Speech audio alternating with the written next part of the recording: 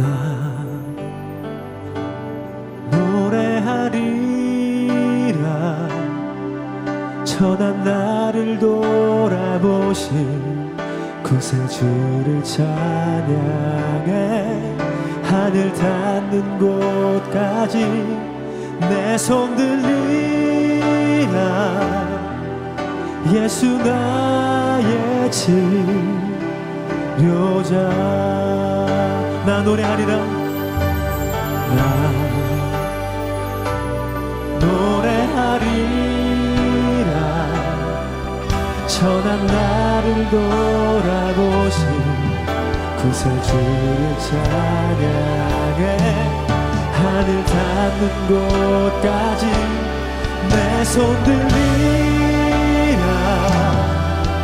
예수 나의 치료자. 나 노래하리라. 나 노래하리라. 천한 나를 돌아보신 구세주를 찬양해. 하늘 닿는 곳까지 내 손 들리. 예수 나의 치료자. 나의 치료자. 우리 목소리 높여서 나 노래하리라.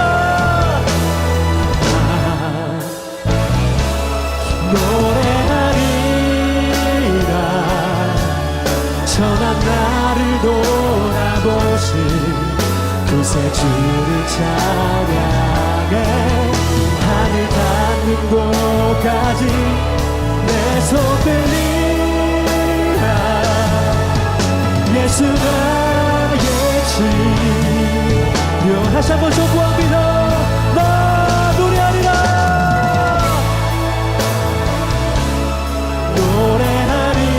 노래하리라.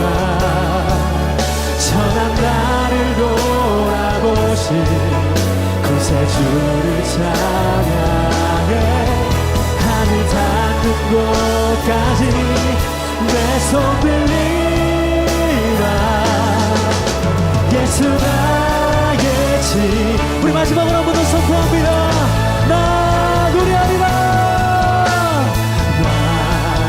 나의 노래를 받으십시오 주님. 선한 나를 돌아보신, 선한 나를 돌아보신 구세주를 찬양해. 하늘 닿는 곳까지 내 손 들리라. 예수 나의 치. 이 시간 우리 두 손 높이 들고 주여 한번 보시고.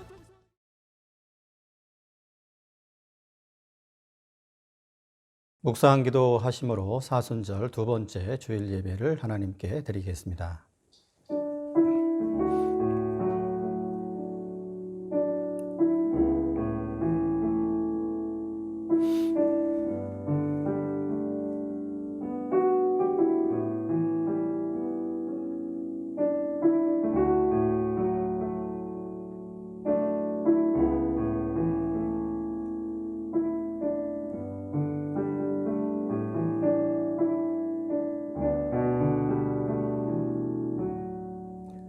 하나님 감사합니다. 이 시간도 왕으로 오신 예수님을 우리가 영접하고 온전한 예배의 시간이 되게 하시고 기쁨과 은혜가 넘치는 시간이 되게 해 주시옵소서. 예수님의 이름으로 기도합니다. 아멘. 찬송가 25장 하시겠습니다.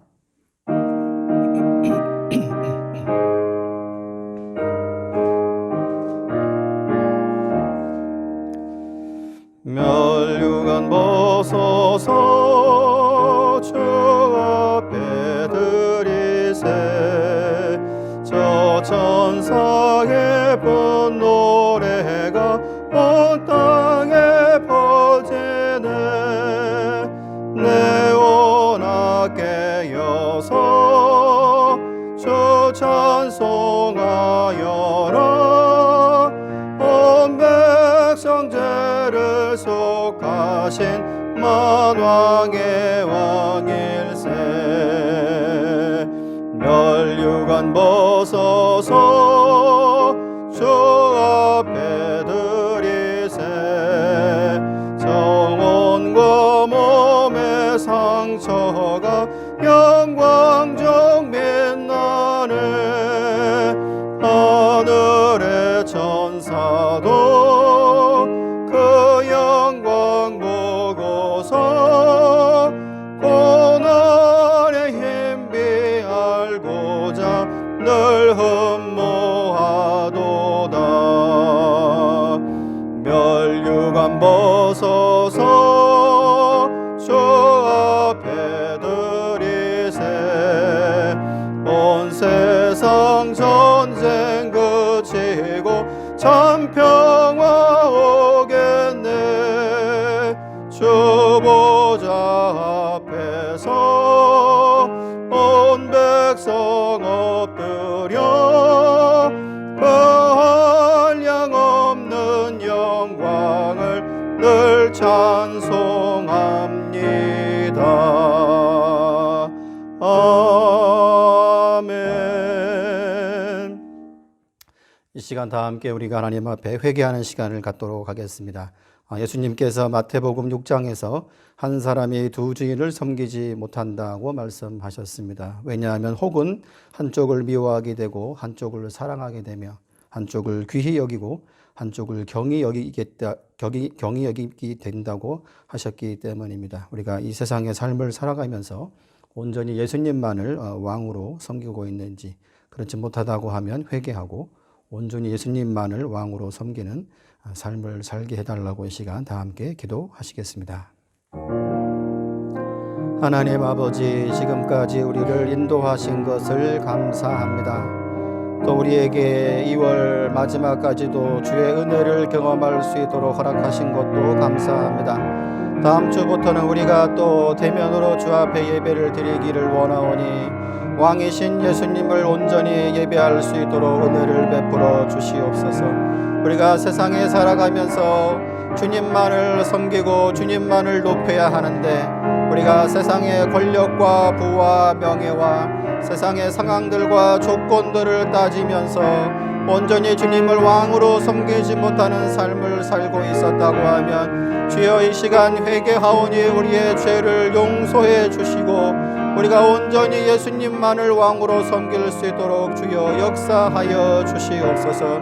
이 시간 우리의 죄가 사라지게 하시고 우리가 온전히 회복되어서 주 앞에 예배할 수 있도록 인도해 주시며 예수님만을 왕으로 온전하게 섬길 수 있도록 우리에게 은혜의 은혜를 주께서 덧입혀 주시옵소서.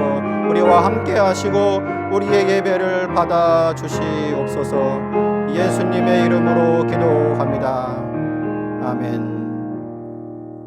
시편 103편 12절에 동이 서에서 먼 것 같이 우리의 죄가를 우리에게서 멀리 옮기셨다라고 말씀하셨습니다. 회개한 우리에게 이 시간 죄 용서의 은혜가 임했음을 믿습니다. 아멘. 다 함께 사도신경 하심으로 우리의 믿음을 고백하겠습니다. 나는 전능하신 아버지 하나님 천지의 창조주를 믿습니다. 나는 그의 유일하신 아들 우리 주 예수 그리스도를 믿습니다. 그는 성령으로 잉태되어 동정녀 마리아에게서 나시고 본디오 빌라도에게 고난을 받아 십자가에 못 박혀 죽으시고 장사된 지 사흘 만에 죽은 자 가운데서 다시 살아나셨으며 하늘에 오르시어 전능하신 아버지 하나님 우편에 앉아 계시다가 거기로부터 살아있는 자와 죽은 자를 심판하러 오십니다. 나는 성령을 믿으며 거룩한 공교회와 성도의 교제와 죄를 용서받는 것과 몸의 부활과 영생을 믿습니다. 아멘. 이기영 집사님 기도하시겠습니다. 전지전능하신 하나님 아버지, 한 주간 주님의 크고 따뜻한 날개 안에 우리를 보호해 주셔서 오늘 거룩한 주일에 신령과 진정으로 예배를 드릴 수 있도록 인도해 주심을 감사드립니다. 하나님 말씀에 순종하며 살기를 원하지만 언제나 우리의 뜻을 앞세워 물질적인 욕심에 이끌려 지은 모든 죄를 이 시간 주님 앞에 내려놓고 회개하오니 은혜의 보혈로 정결케 하시고 세상 구원의 도구로 저희들을 새롭게 회복시켜 주셔서 저희들이 깨끗한 그릇이 되어 본이 되는 크리스천으로 살아가게 하여 주시옵소서. 코로나로 인해 힘겨운 시간들을 보내고 있는 성도님들을 위해 기도합니다. 여러 건강상의 문제로 고통받는 성도들을 긍휼히 여기사 주님이 주시는 치유의 능력으로 온전히 회복하게 하여 주시고, 목전의 경제적인 어려움으로 고통받는 성도들에게 주님의 인도하심으로 속히 벗어나게 하여 주시옵소서. 또한 저희들의 근심과 염려를 덜어주시옵소서. 우리들을 인도하시는 주님의 길이 진리와 생명의 길임을 확신하고 맡겨진 사명을 잘 감당할 수 있도록 힘의 힘을 더하여 주시옵소서. 우리 조국 대한민국은 여야 간에 계속되는 정쟁으로 국민들은 하나가 되지 못하고 점점 양극화되어 가고 있는 실정입니다. 하나님께서 다양하게 세상을 창조하신 서로 다름을 인정하고 편을 가르지 말고 하나가 되게 하여 주시옵소서. 또한 오랜 기간 이어지는 방역 정국으로 지쳐있는 국민의 피로감을 주님의 보혈로 깨끗이 씻어주시어 특별히 온화하고 안정된 심령을 갖게 해 주시옵소서. 우리나라의 위정자들이 하나님을 두려워하는 자들이 되어 국민의 입장에서 바른 정치를 하게 하여 주시옵소서. 다음 세대를 위해서 기도합니다. 그들이 어디에 있든지 하나님을 기억하고 예배하는 자들이 되게 하옵소서. 특별히 저희들에게 맡겨주신 자녀들을 믿음으로 잘 양육하게 하셔서 하나님이 어떠한 분이신지 제대로 알고 일평생 주의 자녀로 거룩하게 살아갈 수 있도록 바른 길로 인도하여 주시옵소서.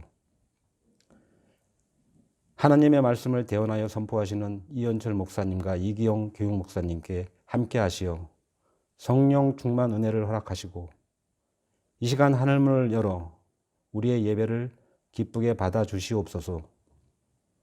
또한 주일 예배를 위해 돕는 손길들이 있사오니 거룩한 은혜로 그 손길들 위에 축복하여 주시옵소서. 만천하의 주인 되시는 우리 주 예수 그리스도 이름으로 기도드렸습니다. 아멘.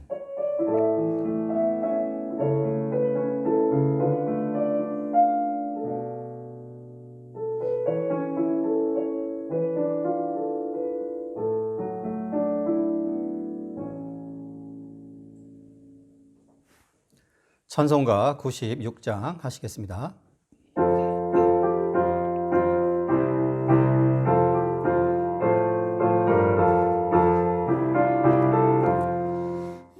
예수님은 누구신가 오는 자의 위로와 없는 자의 풍성이며 천한 자의 높음과 잡힌 자의 노임되고 우리 기쁨 되시네.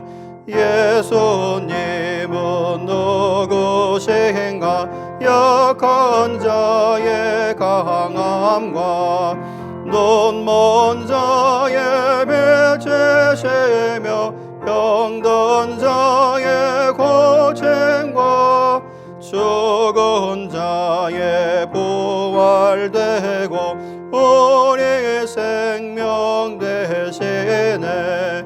예수님은 누구신가 좋은 자의 정함과 죽을 자의 생명이며 죄인들의 중보와 멸망자의 구원되고 우리 평화 되시네. 예수님은 누구신가 온 교회의 머리와 온 세상의 구주시며 모든 왕의 왕이요 심판하실 주님 되고 우리 영광 되시네. 오늘 보실 하나님 말씀은 마가복음 11장 1절에서 10절까지 말씀입니다. 마가복음 11장 1절에서 10절까지 말씀입니다. 다 함께 봉독하시겠습니다. 그들이 예루살렘에 가까이 와서 감람산 밧베게와 베다니에 이르렀을 때에 예수께서 제자 중 둘을 보내시며 이르시되 너희는 맞은편 마을로 가라. 그리로 들어가면 곧 아직 아무도 타보지 않은 나귀 새끼가 매여 있는 것을 보리니 풀어 끌고 오라. 만일 누가 너희에게 왜 이렇게 하느냐 묻거든 주가 쓰시겠다 하라. 그리하면 즉시 이리로 보내리라 하시니 제자들이 가서 본즉 나귀 새끼가 문 앞 거리에 매여 있는지라.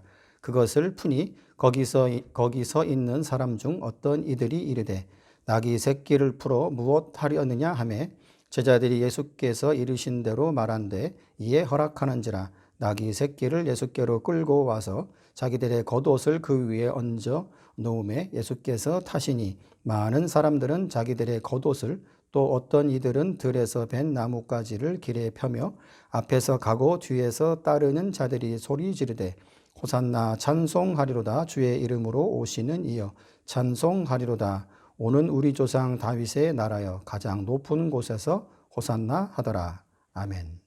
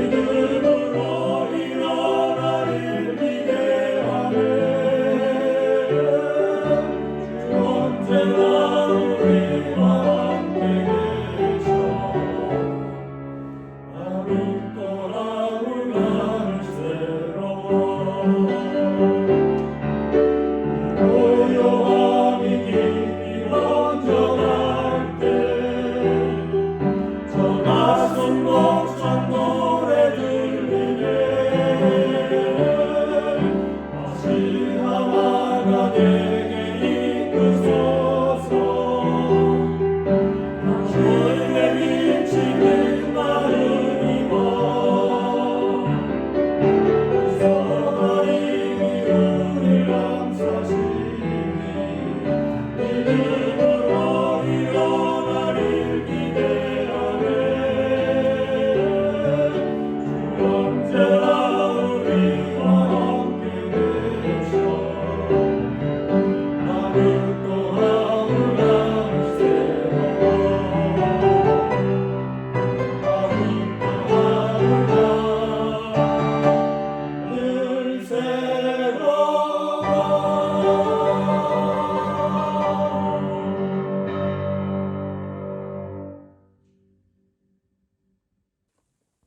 왕으로 예루살렘에 입성하시는 예수님이라는 제목으로 목사님 말씀 전하시겠습니다.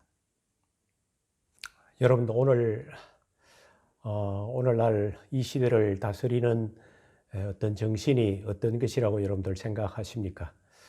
여러 가지 의견이 있을 수 있습니다만은 저는 개인적으로 오늘날 이 시대의 정신은 시장 중심 정신이다 이렇게 말하고 싶습니다.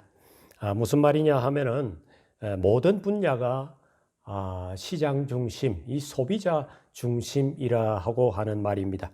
소비자의 요구를 맞추지 않으면은 살아남기 어려운 그런 세상이 오늘날 우리가 살고 있는 세상입니다. 사업을 하는 기업은 당연히 소비자 중심의 경영을 하지 않을 수 없는 이제 그런 사회이지요. 또 요즘은 정치도 그런 것 같습니다. 국민의 마음이 어디에 있느냐? 그게 그 정신이 이끌어가는 것이 가장 강력한 힘인 것입니다. 교육도 마찬가지인 것 같아요. 교육도 학교에서 가르치는 것이 정말 이 시대에 필요한 어떤 삶의 인성을 갖추는 그런 사람을 키우는 교육보다는 오히려 이 사회가 요구하고 또 회사가 요구하고 또 부모가 요구하는 그런 사람을 키워가는 이것이 마치 교육의 목표인 것처럼 그렇게 교육을 하고 있는 학교들이 날마다 많아지는 것 같습니다. 기능적인 부분을 중요시하고 또 좋은 대학에 들어갈 수 있는 그런 교육, 이것이 이 교육의 중심에 있는 이제 그런 시대입니다. 심지어는 종교마저도 신도들이 좋아하고 신도들이 선호하는 것에 만족을 주려고 하는 그런 경향들이 점점 여러 종교에서 나타나고 있는 현상들을 우리가 보게 되어집니다. 그럼 여러분들 예수님 시대에 유대인들에게 그때 당시에 그들을 사로잡고 있었던 어떤 정신, 그런 것이 무엇이었겠습니까? 그때 당시의 시대적인 상황을 생각한다면은 그 시대를 가장 강력하게 이끌어갔던 정신은 바로 독립 정신이었을 것이다 생각이 들어집니다. 그 당시 이스라엘은 로마의 티베리우스 황제의 통치하에 있었습니다. 우리나라가 일본의 통치하에 있었을 때에 백성들이 얼마나 독립을 갈구했는가 하는 것을 우리가 짐작을 해보면은 그때 당시에 이스라엘 백성들이 얼마나 로마로부터 독립하기를 갈구했는가를 우리가 충분히 짐작해 볼 수가 있습니다. 내일이 이제 3.1절입니다. 3.1절이 왜 생겼습니까? 억압받는 그 백성들이 정말 이제는 좀 우리가 자유롭게 독립해서 살고 싶다고 하는 그 열망이 그렇게 품어져 나온 것이지요. 당시 기록에 의하면은 로마 정부가 요구하는 그 세금이 소출의 4분의 1, 한 25% 정도 되었다고 이제 그렇게 하고 있습니다. 그것뿐만 아니었습니다. 로마 정부에서 파견 나온 이 헤롯 왕은 로마에 바치는 25%의 세금 외에 또 엄청난 세금을 또 더 거두었어요. 자신을 비롯해서 유대 지방에 파견되어 있는 군사들의 필요와 또 나라를 다스리는데 필요한 이 군인들과 또 공무원들, 이런 사람들의 필요를 또 채워야 되는 상황이니까 백성들에게 요구했던 것은 거의 40%, 50%에 가까운 그런 세금을 거두어 들였던 상황이니까 참 당시에 일반 평민들은 너무도 살기가 어려운 그런 어떤 상황이었던 것입니다. 뿐만 아니라 헤롯 대왕의 아들 헤롯 안티파스는 갈릴리 지방에서 AD 39년까지 이 이스라엘을 통치하고 있었는데 동생의 아내와 그가 결혼했다고 하는 것을 이렇게 비판을 했다고 세례 요한을 옥에 가두고 결국에는 목을 쳐서 참 죽이는 잔인한 그런 폭정을 했던 것을 우리가 성경을 통해서 읽어볼 수가 있습니다. 그래서 예수님께서 그를 뭐라고 불렀습니까? 여우라고 부를 정도였습니다. 이처럼 정치적으로 폭력에 견디기 어려운 그런 상황이었으니까 자유롭게 말하고 자유롭게 행동하고자 하는 그런 열망이 이스라엘 백성들 가운데 얼마나 컸겠습니까? 이런 로마 정부의 압박뿐만 아니라 유대인들 지배계급의 착시와 억압도 너무 커서 사실 백성들은 이중 삼중으로 고통을 당하고 있었던 이제 그런 상황이기도 합니다. 또한 당시 종교 정치 지도자들은 모든 백성들에게 이제 성전 세를 거두었던 것입니다. 성전세를 거두는 것은 사실 구약 시대부터 하나님께서 허락하신 그런 일이니까 성전세를 이스라엘 백성들은 바치는 것을 당연하게 생각을 했던 그런 상황이었습니다만은 이제 성전세를 거두는 과정에서 돈을 바꾸는 환전을 하는 데 있어서 과도하게 부당 이익을 챙기는 종교 지도자들 앞에서 참으로 분노할 수밖에 없는 그런 상황이 있었습니다. 그래서 예수님께서 성전에서 성전 마당에서 돈 바꾸는 그런 자들을 이제 쫓아내셨던 이제 그런 장면도 우리가 성경에서 읽어볼 수가 있지요. 그만큼 당시 종교 지도자들은 신앙적인 것에 관심보다는 사실 권력과 무슨 돈에 더 관심을 갖는 이제 그런 어떤 시대적인 상황이 되었던 것입니다. 이런 상황 가운데서 사람들의 마음에 간절하게 나타난 것이 어떤 것이었겠습니까? 지난날에 참 정말 다윗 같은 그런 왕이 새롭게 우리나라에 등장을 해서 이 민족을 로마로부터 구해서 정말 태평성대가 이루어지는 그런 나라가 좀 되었으면 좋겠다고 하는 이제 그런 간절한 바람이 이스라엘 백성들 사이에 있게 된 것은 사실 당연한 것입니다. 언젠가는 이 불의한 로마 정부와 헤롯 왕과 로마교회 유대교의 사악한 종교 지도자들을 제거하고 정의롭고 공평한 이 하나님의 나라를 이룰 사람이 나타나기를 간절히 고대했던 거죠. 그래서 그 당시에 이스라엘 백성들이 가장 강력하게 붙들었던 이 하나님의 말씀이 뭐냐면 예레미야 23장 5절과 6절이었습니다. 거기에 보면 이런 말씀이 나옵니다. 보라, 때가 이르리니 내가 다윗에게 한 의로운 가지를 일으킬 것이라. 그가 왕이 되어 지혜롭게 다스리며 세상에서 정의와 공의를 행할 것이며 그의 날에 유다는 구원을 받겠고 이스라엘은 평안히 살 것이며 그의 이름은 여호와 우리 공이라.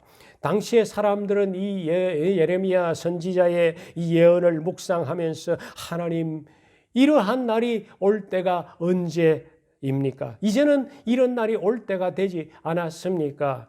언제 우리의 고통의 신음소리를 들어주시겠습니까? 하면서 그들은 기도하고 있었던 것입니다. 이처럼 고대하고 있을 때에 세례 요한이 광야에 나타나서 회개하라고 하면서 외칠 때에 사람들은 세례 요한이 바로 우리가 그렇게 기대하던 메시아구나. 그가 이제 다윗의 한 의로운 가지로서 정말 왕이 되어서 우리를 지혜롭게 참 정말 정의와 공의로 이제는 다스릴 그런 나라가 오는가 보다, 그런 생각을 하고 있었던 것입니다.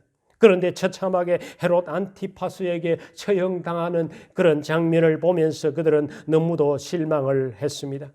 그런데 여러분들, 그 순간에 바로 예수라는 청년이 갈릴리 지방에 나타나서 병을 고치고 귀신을 쫓아내고 엄청난 기적을 일으킨다는 그런 소문이 떠돌기를 시작을 했습니다. 이곳저곳에서 예수님에 대한 소문이 온 이스라엘 땅에 번져졌습니다. 병을 고쳤네, 귀신을 쫓아냈네, 또 바다에 풍랑을 잔잔케 했네, 물고기 2마리와 보리떡 5개로 5,000명을 먹였다네, 죽은 자를 살리기도 하고 종교 지도자들의 질문에 완벽하게 대답을 해서 도무지 저들이 당할 수 없도록 완전히 묵사발을 만드는 그런 일들도 있었다네 하면서 수근수근대고 있었습니다. 이런 소문이 점점 멀리 퍼지기를 시작을 하니까 예수님이 가는 곳곳마다 구름처럼 사람들이 몰려들기를 시작을 했던 것입니다.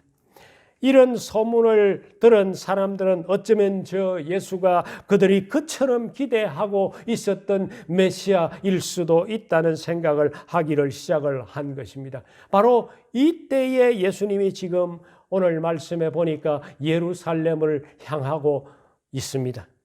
6월절도 이제 가까워 왔으니 흩어져 있는 많은 유대인들이 예루살렘에 이제 돌아와 있을 때에 이번에 독립을 위한 이제는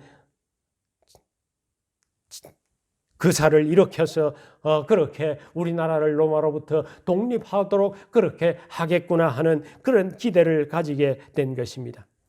그래서 지난주일 우리가 봤던 대로 예수님의 제자들 가운데서도 그런 생각을 하고 있었죠. 그래서 야고보와 요한이 예수님에게 뭐라고 했습니까? 예수님이 영광을 받으시면 왕이 되시면은 우리 형제를 좌편과 우편에 앉혀 주시지요 하라고 요청을 했습니다.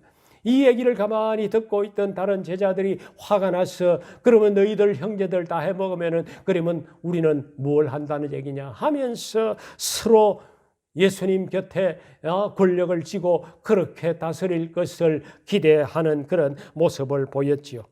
오늘 말씀에 보니까 이제 예수님과 제자들이 예루살렘에 아주 가까이 왔다고 하는 그런 표현이 나타납니다. 1절에 보니까 감람산 벳바게와 베다니에 도착을 했다 그렇게 하고 있습니다.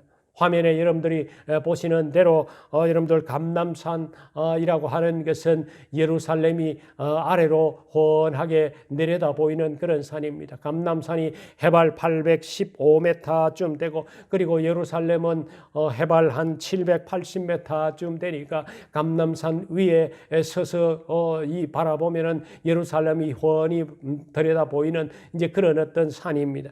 그 산 가까이에 예수님께서 어느 동네에 왔다고 합니다. 벳바게와 그리고 베다니 마을에 왔다고 합니다. 벳바게와 이 베다니 마을은 예루살렘으로부터 불과 1.6km 정도밖에 떨어지지 않은 2km가 채 되지 않는 그런 아주 가까운 곳에 지금 예루살렘 가까이에 예수님이 와 계셨던 것입니다. 여러분들도 감람산이라고 하는 것은 유대인들에게 이 메시아의 오심과 깊은 관련이 있다고 그들은 늘 생각해 왔던 것입니다. 왜냐하면은 바로 스가랴서 14장 4절에 보면은 이런 말이 있기 때문입니다. 그날에 그의 발이 예루살렘 앞 곧 동쪽 감람산에 서실 것이요 라고 했습니다. 그러니까 메시아가 오시는 바로 그날에 그 메시아가 감람산에 서게 될 것이라고 하는 이 스가랴서에 있는 말씀, 이미 500년 전에 이 감람산에 대한 얘기를 했던 것도 있고 하니까 제자들은 또 이제 정말 예수님께서 감람산에 서시는 걸 보니까 예수님이 이스라엘의 왕이 될 그런 날이 이제는 가까워왔구나. 백성들도 그런 생각을 하고 있었던 거죠. 바로 그때 예수님이 두 제자를 불러서 맞은편 마을로 들어가서 아직도 아무도 타보지 않은 나귀 새끼를 끌어오라고 그렇게 요청하는 그런 내용이 오늘 말씀 가운데 나옵니다. 예수님은 자신이 타고 가야 될 나귀가 어디에 있는지 보지도 않고도 알고 계시는 전능하신 하나님의 모습을 그 순간에 제자들에게 보여주시는 그런 모습이었습니다. 3절에 보니까 만일 누가 왜 이렇게 하느냐 묻거든 주가 쓰시겠다 하라고 그렇게 하십니다. 실제로 제자들이 건너편 마을에 가보니까 나귀가 묶여 있는 것을 보았습니다. 그래서 예수님의 말씀대로 나귀를 푸니까 그 나귀의 주인이 나귀 새끼를 어디에 썰었느냐고 물었습니다. 제자들은 예수님이 시키는 대로 주께서 쓰시겠다고 하니까 그 나귀 주인이 그것을 허락하더라 하는 것입니다. 여러분들 이 사건은 바로 500년 전에 스가랴 선지자를 통해서 스가랴서 9장 9절에서 예언한 그대로 나타난 것입니다. 그분이 겸손하여서 나귀를 타시나니 나귀의 작은 것 곧 나귀 새끼니라라고 예언된 그대로 이루어지고 있는 것을 보게 됩니다.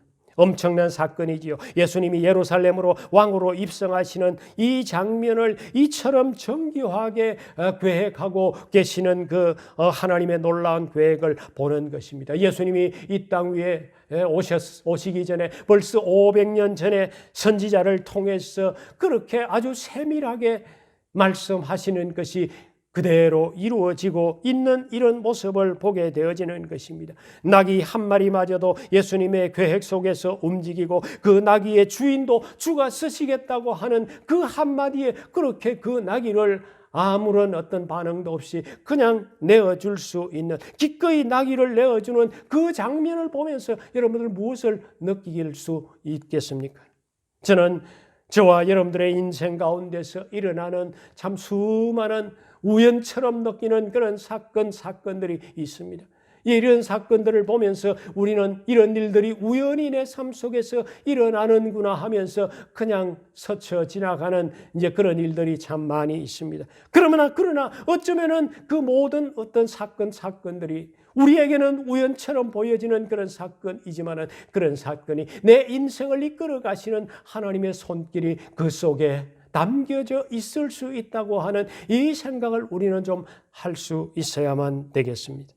인생은 세상에 사람들이 말하는 것처럼 정말 어디에서 와서 어디로 가는지 모르는 그런 것이 아니라 인생에 왔다가 가는 길은 다 하나님의 손에 달려 있다고 하는 이 사실들을 우리는 분명히 할 수 있어야만 되는 것입니다. 그런데 여러분들, 성경은 뭐라고 합니까?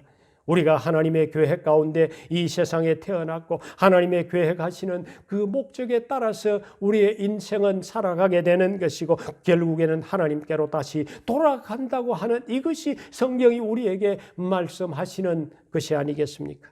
예수님은 내가 온 것은 양같이 우리들이 생명을 얻고 더 풍성히 누리게 하려고 오셨다고 그렇게 말씀하셨습니다. 주님은 우리에게 구원의 생명을 주시고 우리로 하여금 정말 보람있고 의미 있는 삶을 살아가기를 원하는 모습이었습니다. 하나님이 계획하시는 생명과 그 풍성한 삶이 무엇일까요? 8절에 보니까 예수님이 이제 나귀를 타고 예루살렘으로 올라가십니다. 8절에 보니까 많은 사람들이 자기들의 겉옷을 또 다른 이들은 들에서 벤 나무 가지를 길에 퍼며라고 합니다. 예수님이 가시는 길에 이제 왕으로 입성하시는 거기에 최소한의 어떤 예의를 표하는 모습이 나옵니다. 사람들이 정말 예수님이 이제 왕으로 예루살렘으로 올라가시는구나 하고 생각하고 있습니다. 그들의 입에서 무슨 말이 나옵니까? 호산나 찬송하리로다, 주의 이름으로 오시는 이여 하면서 그들이 노래를 합니다. 여러분들, 호산나라고 노래하는 이 호산나의 말이 무슨 뜻인지 아십니까? 우리를 구원해 주시옵소서라고 하는 그런 뜻입니다. 로마의 폭압적인 통치 밑에서 신음하고 있는 우리들을 하나님이여 구원해 주시옵소서, 호산나 하는 것입니다. 10절에 보면은 오늘 우리 조상 다윗의 나라여 가장 높은 곳에서 호산나 우리를 구원해 주소서 하고 외치고 있습니다. 사실 이스라엘 백성들에게 있어서 역사상 최고의 전성기는 언제입니까? 바로 다윗 왕이 다스리던 그런 시대였지요. 이제 예수님 당신이 이 나라의 왕이 되셔서 정말 다윗의 왕처럼 그렇게 우리를 다스리시고 우리나라를 다시 회복시켜 주시옵소서. 이게 백성들의 외침이고 소원이었던 것입니다. 이런 외침은 사실 당시 이스라엘 백성들에게 있어서는 간절한 소원이었습니다. 이분은 과연 우리에게 자유와 독립을 주실 것이라고 믿고 그렇게 노래하고 찬송하는 이스라엘 백성들의 모습을 오늘 말씀 가운데 봅니다. 여러분들, 어쩌면 우리 이스라엘 민족들의 이 소원은 지난 100년 전에 우리 민족에게 일어났던 자유 독립을 향한 이 3.1 독립만세 운동을 일으킨 우리 민족의 소원과 비슷한 그런 모습이 아닌가 생각이 들어집니다. 그렇게 간절히 염원했던 하나님은 자유와 해방을 우리에게 주셨습니다. 그러나 여러분들, 우리 주님이 주시고 싶은 진정한 자유는 사실은 무엇일까요? 그것은 우리의 육체적인 물리적인 자유뿐만 아니라 사실 주님이 가장 우리에게 주시기를 기대하시는 자유는 우리에게 있는 가장 본질적인 자유, 바로 죄로부터의 자유인 것입니다. 정치적인 압박보다도 더욱더 깊고 본질적인 압박은 바로 죄로부터의 압박입니다. 이 죄가 하나님과 우리 사이를 단절시켰습니다. 이 죄가 사람과 사람 사이를 원수로 만들었던 것입니다. 이 죄로 인해서 수많은 인간관계의 상처와 삶에 대한 방황과 쏟고 속이는 그런 어떤 고통, 나라와 나라 간의 전쟁, 이 모든 것들이 어디로부터 나왔습니까? 결국에는 이 죄로부터 나타난 고통 아닙니까? 여러분들, 예수님이 누구입니까? 예수님은 마리아가 잉태할 때부터 이미 말씀 가운데 이미 예고된 그대로이죠. 마태복음 1장 21절에서 천사가 마리아에게 나타나 말했죠. 아들을 낳으리니 이름을 예수라 하라. 이는 그가 자기 백성을 그들의 죄에서 구원할 자이심이라. 예수님의 본질적인 이 역할은 그냥 단순히 육체적인 압박으로부터의 그런 어떤 해방이 아니라 참으로 인생의 본질적인 깊은 압박의 죄, 바로 죄로부터의 자유함, 죄로부터의 해방, 이것이 예수님이 이 땅 위에 오신 진정한 목적이었던 것입니다. 그렇습니다, 여러분들. 예수 그리스도를 진정으로 만난 자는 죄로부터 자유하게 되어지는 것입니다. 죄 용서함을 받는다는 것입니다. 여러분들, 진정 죄로부터의 자유함을 얻으셨습니까? 저는 여러분과 여러분의 모든 가족들이 이 죄로부터의 진정한 자유함을 누릴 수 있게 되기를 진심으로 바랍니다. 예수님이 나귀를 타고 예루살렘에 들어가시기 전에 하신 아주 의미 있는 것이 하나가 있습니다. 오늘 우리가 읽은 이 마가복음에는 기록이 되지 않았습니다. 그런데 누가복음 19장 41절에 보면은 이렇게 기록이 되어져 있습니다. 가까이 오사 성을 보시고 우시며 그랬습니다. 예수님께서 예루살렘에 가까이 오셔서 성을 바라보시면서 우셨다고 그렇게 하고 있습니다. 예수님은 자신을 왕으로 맞이하는 백성의 환호를 들으면서 예수님은 지금 울고 계신다 하는 것입니다. 좀 이상하지 않습니까? 지금 백성들은 너무 기뻐서 환호를 하고 있는데 왕으로 예루살렘에 입성하시는 이 예수님의 눈에서는 지금 눈물이 흐르고 있다고 하는 것입니다. 왜 눈물이 흐르고 있을까요? 그 이유가 무엇일까요? 42절에 보면은 예수님이 이렇게 말씀하시면서 우십니다. 이르시되 너도 오늘 평화에 관한 일을 알았더라면 좋을 뻔하였거니와 지금 네 눈에 숨겨졌도다. 무슨 말입니까? 정말 이 백성들이 정치적인 육체적인 압박에서 해방되는 그런 피상적인 그런 일시적인 해방이 아니라 진정한 평화를 가져오는 죄로부터의 평화, 하나님과의 평화, 그리고 내면의 깊숙한 곳에서 솟아나는 그런 진정한 평화를 이 백성이 알았으면 얼마나 좋을까? 그렇게 생각하시며 우셨다는 것입니다. 그러나 지금 네 눈에는 숨겨졌도다 그랬습니다. 지금 이 백성들에게 바로 이 놀라운 영원하고도 본질적인 이 평화를 갈망하는 것이 보이지 않는다는 것입니다. 그들에게 지금 숨겨져 있다고 하는 것입니다. 그러면서 계속해서 43절과 44절에 보면 예수님께서 이런 말씀을 하십니다. 네 원수들이 토둔을 쌓고 토성을 쌓는다는 그런 말이죠. 너를 둘러 사면으로 가두고 내 자식들을 땅에 메어치며 돌 하나도 돌 위에 남기지 아니하리니. 무슨 말입니까? 아주 슬픈 예언을 지금 예수님께서 하고 계시는 것이죠. 예수님을 환호하던 백성들은 이게 무슨 말이냐, 우리를 구원하라고 호산나 하면서 환호했더니 예루살렘이 망한다고, 우리의 자식들이 죽는다고, 이 모든 성이 돌 하나 위에 돌 하나도 남지 않도록 그렇게 다 무너진다고, 이 도대체 무슨 저주의 말이냐 하면서 그때부터 백성들은 예수를 외면하기를 시작을 했습니다. 백성들이 예수님으로부터 돌아섰지요. 이때부터 폭도로 변해서 그들이 어떻게 외쳤습니까? 십자가에 못 박으시오, 십자가에 못 박으시오라고 그렇게 그들이 외쳤던 것입니다. 그런데 여러분들, 이 예수님의 예언이 어떻게 되었습니까? 우리가 다 아는 대로 바로 이때로부터 40년이 지난 이후에 로마 황제가 예루살렘을 더 이상 그냥 내버려 둘 수가 없다고 그렇게 판단하고는 디도 장군을 보내어서 예루살렘을 완전히 파괴해 버렸습니다. 이것은 역사적인 사건입니다. 예수님의 예언대로 그대로 된 것입니다. 예수님은 바로 40년 후에 일어날 그 엄청난 재난을 미리 보고서 지금 울고 계셨던 것입니다. 이 사건은 어쩌면 역사의 종말에 그런 엄청난 심판과 재난이 있을 것을 우리에게 말씀하고 있는 것인지도 모릅니다.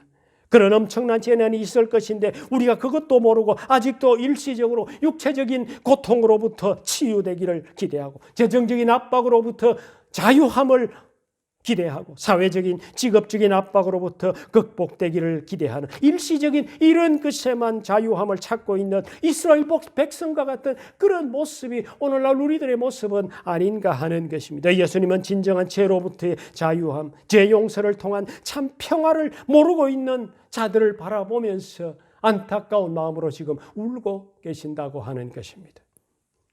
말씀을 맺겠습니다. 누가복음 23장에 가보면은 구레네 시몬이 예수님 대신 십자가를 지고 가는 그런 장면이 나옵니다. 그때 주변에서 많은 여인들이 따라오면서 예수님이 십자가를 지고 가시는 모습이 너무 안타까워서 그래서 그들이 울면서 따라갑니다. 이때 예수님이 그들을 향해서 뭐라고 말씀하셨는지 기억나십니까? 28절에 보면 예루살렘의 딸들아 나를 위하여 울지 말고 너희와 너희 자녀를 위하여 울라 하셨습니다. 예수님은 십자가를 앞두고 예루살렘의 멸망을 미리 바라보시면서 우셨던 것입니다. 또한 먼 미래에 있을 종말의 심판을 보시면서 우셨던 것입니다. 이제 예수님은 우리를 보고 그렇게 울라고 그렇게 말씀하십니다. 우리 자신을 두고 울라고 하시고 우리의 자녀들을 두고 울라고 하십니다. 아직도 예수님을 모르고 방황하고 있는 그 영혼들을 바라보면서 울라고 그렇게 지금 말씀하고 있는 것입니다. 다들 요즘은 위기라고 그렇게 말하고 있죠. 코로나로 건강의 위기입니다. 경제적으로 어려워 문 닫는 가게들이 많다고 난리입니다. 수출이 어려워서 취업이 안 된다고 아우성입니다. 북핵 문제는 이제 전혀 어떻게 갈지 알 수도 없는 그런 미래를 예측할 수 없는 상황입니다. 수많은 죄악과 범죄와 자살과 성적 타락이 우리 사회를 뒤덮고 있는 그런 시대입니다. 이때 우리가 해야 될 것이 여러분들 무엇이겠습니까? 무엇을 우리가 해야 되겠습니까? 예수님은 우리에게 뭐라고 말씀하십니까? 너희와 너희 자녀를 위해서 울라고 그렇게 말씀하고 계시는 것입니다. 오늘날 한국교회를 바라보면서 울라고 그렇게 말씀하고 계시는 주님의 음성을 우리가 들을 필요가 있는 것입니다. 우리가 울면 주님께서 우리의 민족을 다시 한 번 더 일으켜 주시고 우리의 가정을 다시 한 번 더 일으켜 주실 것입니다. 여러분들, 눈물로 기도하는 자녀는 망하지 않는다고 하는 이런 말을 여러분들 들어보신 적이 있으시죠? 여러분들 이 말을 누가 했는지 여러분들 아십니까? 어느 날 밀라노의 한 교회에서 대낮부터 한 부인이 교회당에 와서 엉엉 울면서 기도를 하고 있습니다. 그때 그 교회 감독인 안토니우스가 그 부인의 어깨를 치면서 부인 무슨 일이 있습니까? 물었더니 그 부인이 하는 얘기가 제 아들이 죄악에 빠져서 그리고 이단에 빠져서 이렇게 내가 울고 있습니다. 그랬습니다. 바로 그때 그 교회의 감독이었던 암브로시우스가 이런 말을 했습니다. 부인, 기도하는 어머니의 자식은 결코 망하지 않습니다. 이 말을 들었던 사람은 바로 어거스틴의 어머니 모니카였습니다. 모니카는 이 말을 듣고 무려 15년 동안이나 자기의 자녀인 어거스틴을 두고 눈물로 기도했더니 결국에는 32살의 나이에 어거스틴이 회개하고 돌아왔어. 정말 지금도 서양 신학의 기초를 놓았던 그런 유명한 신학자로 교회사에 잊을 수 없는 그런 사람으로 그렇게 하나님께서 세워주셨던 것을 우리는 압니다. 어거스틴의 참회록 가운데 그는 이렇게 고백을 했던 글이 있습니다. 어머니의 눈물의 기도에 대해서 그가 이렇게 썼습니다. 나를 위해 펼쳐주신 당신의 손은 이 깊은 흑암으로부터 나를 건져 주셨습니다. 이는 나의 어머니가 무릎을 꿇고 눈물로 당신께 기도한 까닭입니다. 당신의 신실한 여종인 나의 어머니는 보통 어머니들이 죽은 자식을 위해 우는 것보다도 살아있는 나를 위해서 더 울었습니다. 어머니께서 늘 기도하던 곳은 눈물로 바닥이 흥건히 젖어 있곤 했습니다. 하나님은 자식을 위해 흘린 눈물의 기도를 들어주셨고 그 눈물을 멸시하지 않으셨습니다.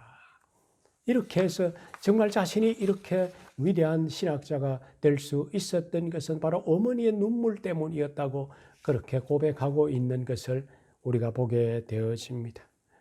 여러분들, 눈물로 기도하는 성도, 눈물로 교회하는 교회, 기도하는 교회, 그 교회가 정말 이 세상을 변화시키는 그런 교회가 될 줄로 믿습니다. 모스크바 장로교회가 정말 우리 각 가정이 정말 하나님 앞에서 이 사순절을 보내면서 눈물로 기도하는 그런 모습이 우리들 가운데 다시 회복되어지는 그런 일들이 있게 되기를 간절히 소원합니다.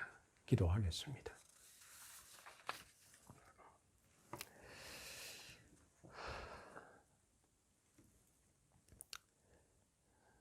하나님 아버지, 오늘도 변함없이 우리들에게 말씀해 주신 것을 감사를 드립니다. 예수님이 이 땅에 계실 때에 예수님이 십자가를 향해서 가시면서 너희와 너희 자녀들을 위해서 울라고 말씀하신 것을 기억할 수 있게 해 주셔서 감사합니다. 하나님 아버지, 우리가 그동안 늘 기도한다고 하지만은 정말 눈물로 기도하지 못하고 있는 우리들을 향해서 다시 한번 더 이 사순절을 보내면서 너희와 너희 자녀들을 위해서 눈물로 기도하라고 하셨습니다. 이제 우리가 눈물로 기도하는 우리들 되게 해 주시옵소서. 우리들의 연약한 믿음과 연약한 의지력을 용서해 주시고 이제는 기도하는 아버지, 기도하는 어머니가 되게 해 주시옵소서. 우리의 자녀들을 하나님 앞에 내려놓습니다. 그들의 가는 인생의 여정에 우리 하나님이 함께 하시고 축복해 주시옵소서. 무엇보다도 나라가 위기입니다. 문 닫는 가게가 점점 많아지는 것 같고 일자리를 얻지 못해서 호통하는 젊은이들이 많이 있다고 합니다. 기업은 기업대로 어렵고 소상공인은 소상공인대로 어려워 문을 닫고 있다고 합니다. 온 세상이 힘들어합니다. 코로나 바이러스로 인해서 정말 온 세상이 고통당하고 있습니다. 온 세상을 다스리시는 하나님, 온 우주의 주인이신 하나님, 모든 문제의 해결은 하나님의 손에 달려 있다고 하는 것 분명히 압니다. 우리 주께서 이 모든 상황들을 회복시켜 주시옵소서. 오늘도 예배 자리로 나온 우리의 성도들을 돌아보시고 은혜와 긍휼로 베풀어 주시며 여러 가지 삶의 고달픔과 무거운 짐들 앞에서 지쳐있는 영혼들을 위로하시고 그 가운데서도 감사를 찾으며 주께 나아가게 해 주시옵소서. 오늘도 예물을 드리는 손길들을 기억하시고 그 손길에 하나님이 복을 더해 주시옵소서. 예수님 이름으로 기도합니다. 아멘.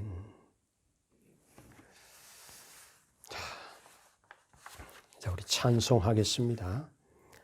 찬송은 313장입니다.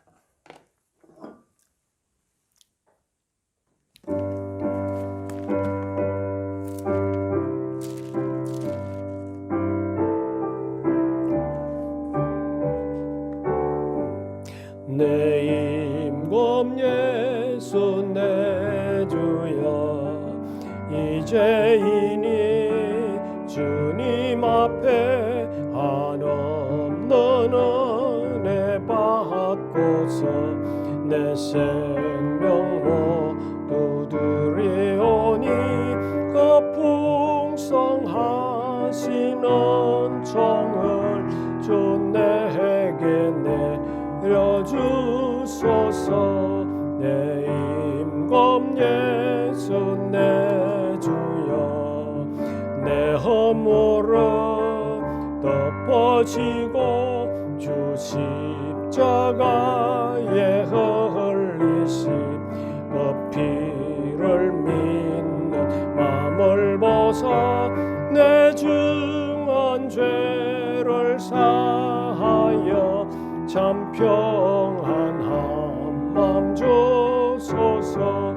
내 임금 예수 내 주여, 주 은혜에 감격하여 한없는 감사 찬송을 내 주님 앞에 드리오며 내 마음과 정성 다하여 널 기뻐하며 살리라. 내 임금 예수 내 주여, 이 마음과 이 천한 몸 그 보배 피로가 합주고 주 친히 사신 것이오니 나 이제 사나 죽으나 주 뜻만 따라 살리라. 2월에 기도하고 마치도록 하겠습니다. 팬데믹 상황 가운데서도 주의 은혜로 2월을 허락하심에 감사하며 이번 달에도 변함없는 은혜를 누리게 하시고 닫힌 문은 열리고 막힌 담은 무너짐으로 모든 것이 회복되게 하소서. 온라인으로 진행되는 모든 공적 예배와 수요 성경 공부, 중고등부와 유초등부의 예배에 기름 부어주셔서 성령의 감동으로 신앙이 회복되고 삶의 가치관이 변화되고 가정의 평강이 넘치게 하옵소서. 지구촌을 뒤덮은 전염병으로 온 세상이 공포와 불안에 쌓여 있을 때 두려워하지 않고 새 일을 행하시는 보이지 않는 하나님을 바라보는 믿음으로 살아가게 하옵소서. 아멘. 기도하겠습니다. 우리를 구원하신 예수 그리스도의 은혜와 하나님 아버지의 사랑과 성령의 위로 충만 교제하심이 오늘도 주 앞에 모여서 예배하는 우리 모든 성도들과 그 가정과 삶의 기업과 그 자녀들 후손들 위해 지금부터 영원토록 함께 계실지어다. 아멘.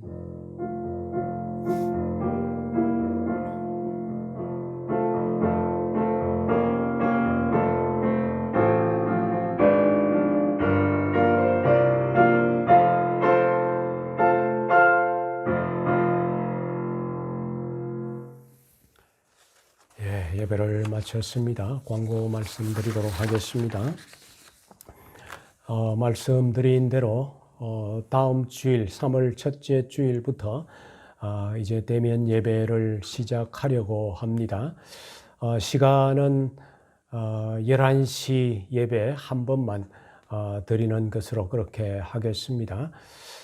대면 예배와 함께 유튜브로 온라인 예배도 진행을 하고 그리고 줌으로 실시간으로도 예배에 여러분들 가정에서 참여하실 수 있도록 이렇게 줌을 돌리도록 하겠습니다. 여러분들 가정에서 편리한 대로 유튜브를 통해서 보시든지 또 실시간으로 예배하는 이 줌을 통해서 여러분들이 예배에 참여하시든지 함께 그렇게 참여해 주시면 좋겠습니다.